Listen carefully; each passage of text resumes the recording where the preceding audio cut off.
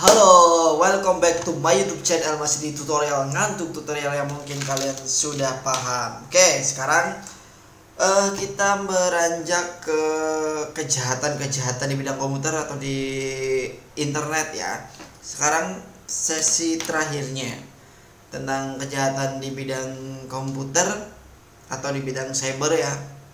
Di sini ada beberapa jenis kejahatan komputer yang mungkin teman-teman semua sudah paham ya. Jadi mungkin teman-teman semua sudah paham yang saya juga sudah dijelaskan di pertemuan sebelumnya, tapi kita lebih rinci lagi di sini. Apa sih jenis kejahatannya yang dilakukan oleh dua oknum tersebut ya, yang tadi hacker sama cracker tersebut.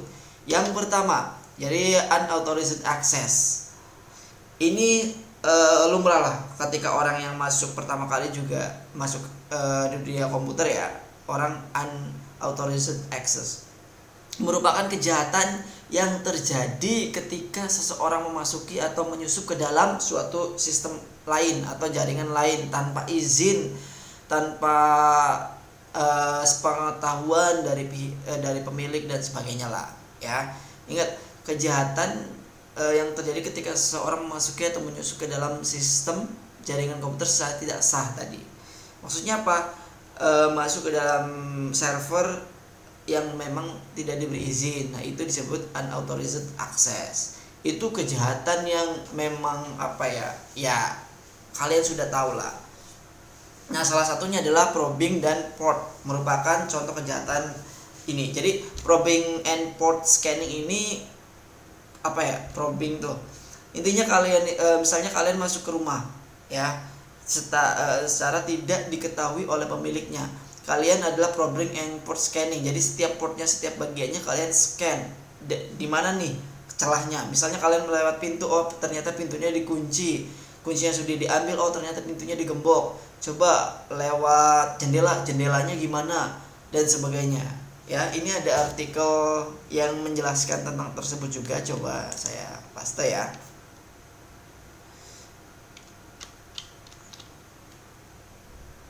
Lama juga. Nah, di sini probing atau port scanning adalah salah satu langkah yang dilakukan oleh cracker. Ingat cracker kan? Ya, sebelum masuk ke server yang ditargetkan tanpa diizinkan oleh pemilik. Ingat ya. Cara yang dilakukan adalah dengan melakukan port scanning. Jadi setiap portnya atau setiap probingnya dilihat service mana aja yang punya kelemahan. Contohnya ya, hasil scanning menunjukkan bahwa server target menjalankan program server apa sih, mail dari mailnya dan seterusnya. Jadi analoginya adalah seperti ini katanya. Dengan melihat apakah pintu rumah Anda terkunci. Kalau terkunci berarti cari yang lainnya. Kalau misalkan terkunci, cari mereknya. Kira-kira kunci mereknya itu merek apa? Kalau memang tidak bisa, lewat jendela ya. Kalau tidak bisa lagi, lihat pagar dan sebagainya. Maksudnya probing and port scan itu seperti apa? Dan seperti ini contoh kasusnya itu okzone.com. Jadi Polda di Jogja menangkap 5 karder ya, mengamankan barang bukti bernilai puluhan juta yang didapat dari merchant luar negeri tadi. Nah, ini masuknya ke carding. Jadi kita karder atau sebagai orangnya itu karder mengcarding barang-barang yang membeli barang-barang dari luar, diambil, yang dibayarkan, yang membayar alias SAM. Pokoknya ya intinya kita untung lah seperti itu. Tapi ya inilah seorang cracker seperti itu. Oke, ini mungkin kalian sudah paham, sudah sering saya jelaskan. Yang selanjutnya adalah illegal content. Ini illegal content juga termasuk sebagai kejahatan atau jenis kejahatannya ya. Jenis kejahatan yang dilakukan oleh dua orang tersebut, yaitu yang illegal content adalah merupakan kejahatan yang dilakukan dengan memasukkan data atau informasi ke internet tentang sesuatu yang tidak benar, tidak sesuai dengan norma dan aturan dari pemerintah atau negara tersebut. Misalnya tadi penyebaran pornografi, apalagi hak cipta. Kalau kalian bikin konten YouTube, konten yang dipunya orang, kalian download, kalian upload lagi, itu illegal content. Makanya tidak bakal dimonetisasi sama pihak YouTube. Jadi kayak gitu, itu tidak boleh atau tidak etis lah. Saya bikin tutorial apa, kemudian kalian download kemudian taruh di channel kalian, itu nggak bisa. Tapi boleh kalian bikin tutorial Photoshop, kalian lihat dulu nih kontennya siapa, misalnya ya Photoshop creator misalkan, kalian tonton kemudian kalian bikin produk ulang lagi dengan tutorial yang sama. Jadi bikin kalian tutorial sendiri, itu tidak apa-apa karena caranya orang itu juga berbeda-beda. Jadi nggak boleh menggunakan illegal konten. Yang banyak sekali yang illegal konten juga, misalkan Facebook pasti kalian pernah mendengar namanya Facebook ADS.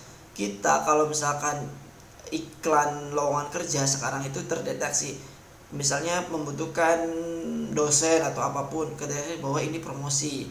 Jadi promosi itu disarankan membayar dan sebagainya. Pokoknya kalau misalkan kalian promosi produk selain atau kontra dengan pihak Facebook, misalnya iklan misalkan iklan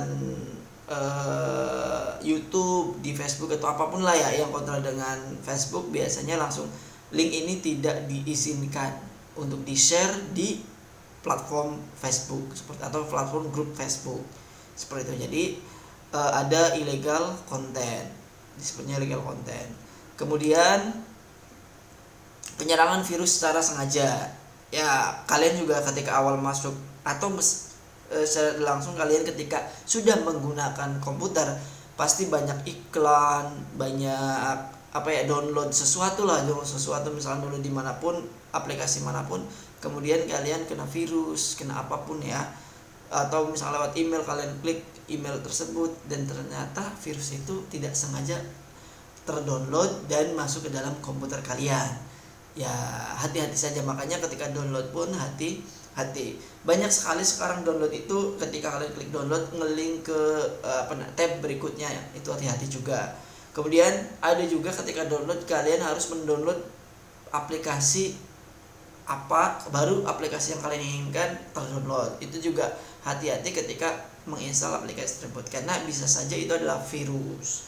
Kemudian virus itu banyak ya di komputer ya.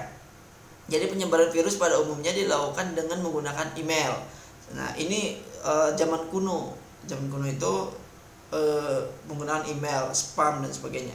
Seringkali orang yang melihat email terkena virus tidak menyadari hal ini. Virus ini kemudian dikirim ke tempat lain melalui emailnya. Jadi ya udah virusnya di dalam email. Nah bahaya. Ingat email kalian itu tersinkron ke seluruh mobile, bisa saja ke seluruh aplikasi, ke seluruh akun, ke seluruh akun sosial media dan sebagainya. Biasanya satu email kan, makanya hati-hati menggunakan bijak email yang baik. Nah ini yang paling penting juga, data forgery. Data forgery ini bisa disebut juga memalsukan dokumen, tapi kalian nggak sadar bahwa dokumen itu palsu. Jadi kejahatan ini dilakukan dengan tujuan memalsukan data-data pada dokumen yang penting yang ada di internet. Nah ini saya pernah pernah dapat lah. Jadi bukan dokumen, saya download sesuatu, kalau tidak salah kayak aplikasi desain seperti itulah ya. Kemudian namanya misalnya taruhlah coreldraw.exe ketika di download, tapi ketika diklik, double klik, diinstal, loh Corelnya nggak muncul tapi udah terinstall. Nah saya juga nggak tahu itu instalan model apa, seperti itu ya. Makanya kita cari kalau misalnya di control panelnya ada sesuatu yang mencurigakan, kalian uninstall lagi saja sebelum terlambat. Kenapa? Karena kalau kalian sudah menginstal itu dan dibiarkan saja, biasa saja satu komputer datanya terekam oleh cracker tersebut. Makanya hati-hati, ingat kejahatan forgery ini riskan lah ya, sangat riskan sekali. Nah kemudian cyber espionage, sabotase dan extortion ini tuh lebih menyondong sebagai mata-mata dari komputer kalian. Sebenarnya sih ini juga sudah digunakan untuk buat ya tadi yang saya bilang, kalian beli di Tokopedia, beli sesuatu pasti muncul di beranda kalian, pasti muncul di handphone kalian, pasti muncul di SMS kalian dan sebagainya. seperti itu. Ada namanya di situ, kalau kita ambil manfaatnya, ada disebut namanya data mining asosiasi. Ya, jadi kan data mining itu ada forecasting, ada clustering, kemudian ada klasifikasi, kemudian ada tadi asosiasi dan sebagainya. Nah, ini untuk yang asosiasinya. Jadi kalian beli barang tersebut nanti akan direspon kembali di sosial media yang lainnya. Kalian beli di Tokopedia, nanti akan muncul di Facebook, nanti akan muncul di Instagram, nanti akan muncul di YouTube, nanti akan muncul di SMS atau WA kalian. Saya yakin sekarang itu sudah marak seperti itu. Makanya hati-hati.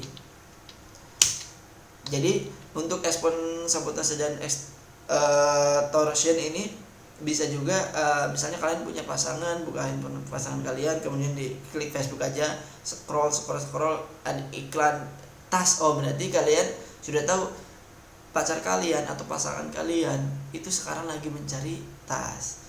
Kalian scroll misalnya taruhlah di Facebook, ternyata kok keluar iklannya pinjaman aja.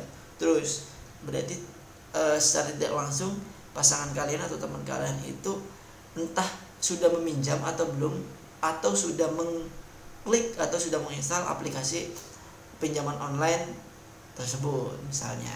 Kenapa? Sudah merasakan, tapi kapok lah ya, bukan pinjaman online sih, lebih tepatnya saya dulu itu ada namanya ya taruhlah aplikasi Aku Laku ya, beli online, cicilan dan sebagainya. Tapi sekarang kan sudah disediakan semua, baik di Shopee, namanya Shopee Pay Later, baik di Tokopedia, dan semuanya sudah menyediakan. Jadi ya pilih aplikasi merchant yang lebih baik saja.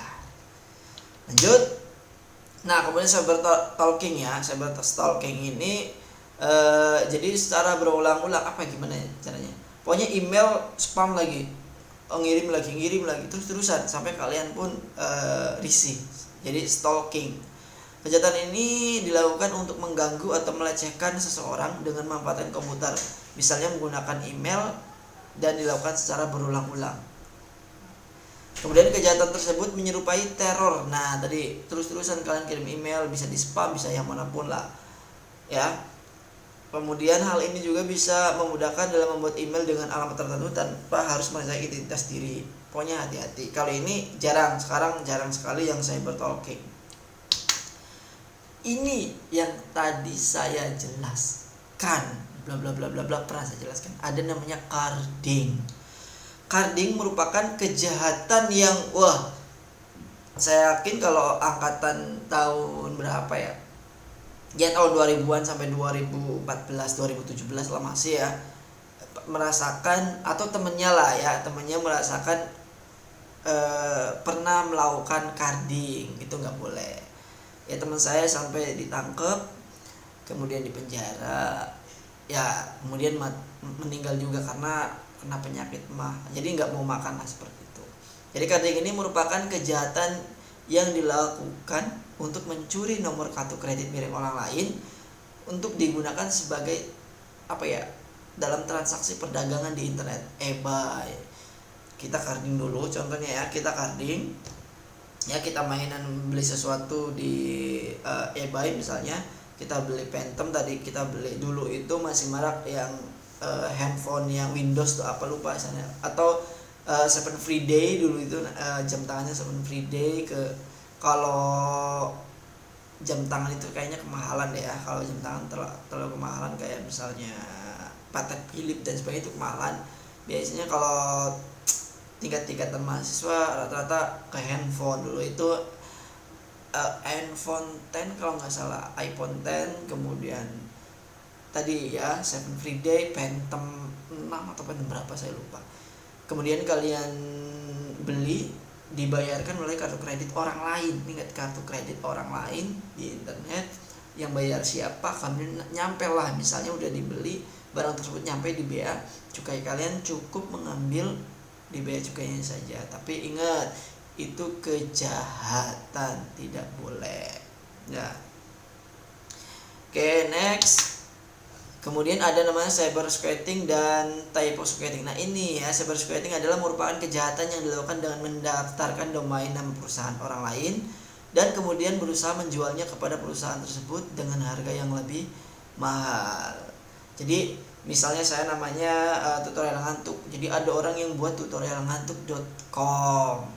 Nah, kita pengen tutorial ngantuk aja susah. Nah, dia menjual sebenarnya sih nggak jahat juga ya.